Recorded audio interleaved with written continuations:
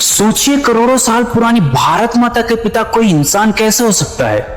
2 अक्टूबर 1869 को जन्मे मोहनदास करमचंद गांधी को हम सम्मान से राष्ट्रपिता कहते हैं, लेकिन क्या कोई पुत्र अपनी ही माता का पिता बन सकता है? यह सवाल सुनने में अजीब है, मगर इतना गहरा है कि यह हमें इतिहास, दर्शन और भावनाओं तीनों की तह तक ले जाता है।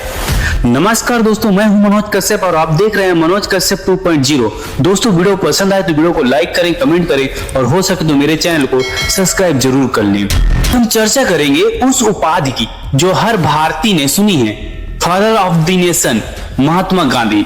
लेकिन क्या यह उपाधि तर्क और प्रैक्टिक के हिसाब से सही है या फिर यह सिर्फ भावना और राजनीति से जुड़ा एक प्रतीक है?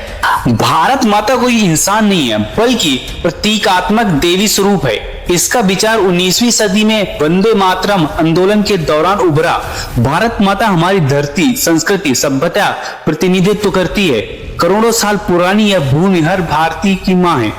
इस दृष्टि से भारत माता का पिता होना असंभव है, क्योंकि भूमि और संस्कृति का उद्गमन मनुष्य से पहले है। गांधी जी का जन्म 2 अक्टूबर 1869 को पोरबंदर में हुआ। उन्होंने सत्य और अहिंसा को राजनीति हथियार बनाया। उनका आंदोलन ब्रिटिश साम्राज्य को झुकाने पर मजबूर कर गया। उन्होंने भारत को एक नई राजनीतिक चेतना और नैतिक ताकत दी। इस योगदान के कारण लोग उन्हें राष्ट्रपिता कहने लगे। लेकिन राष्ट्रपिता शब्द की शुरुआत कैसे हुई? 1944 में नेताजी सुभाष चंद्र बोस ने सिंगापुर रेडियो पर गांधी को पहली बार फादर ऑफ द नेशन कहा। यह एक सम्मानजनक उपाधि थी, ना कि शाब्दिक सच। इतिहास में ऐसे कई उदाहरण हैं। चाणक्य को आयुर्वेद का पिता कहा जाता है, न्यूटन को आधुनिक भौतिक का पिता, दयानंद सरस्वती जी को आर्य समाज का पिता। इसका मतलब है विचार या आंदोलन का जनक होना, ना कि जैविक पिता। आलोचक कहते हैं कि अगर भारत माता करोड़ों साल पुरानी है तो गांधी पिता कैसे हो सकते हैं? यह उपाधि सिर्फ भावनात्मक और तर्कसंगत नहीं है। समर्थक का जवाब है कि गांधी जी ने भारत को नई चेतना, आत्मसम्मान दिया, इसलिए उन्हें पिता कहा गया। असल सवाल यह है कि क्या हमें ऐतिहासिक उपाधि को शाब्दिक रूप में लेना चाहिए, या अगर गांधी जी पिता हैं तो भारत माता कौन सी संतान है? असल में यह पूरा कॉन्सेप्ट एक रूपक है। गांधी जी ने भारत को नई जिंदगी दी, ठीक वैसे ही जैसे पिता अपने बच्चे को दिशा देता है।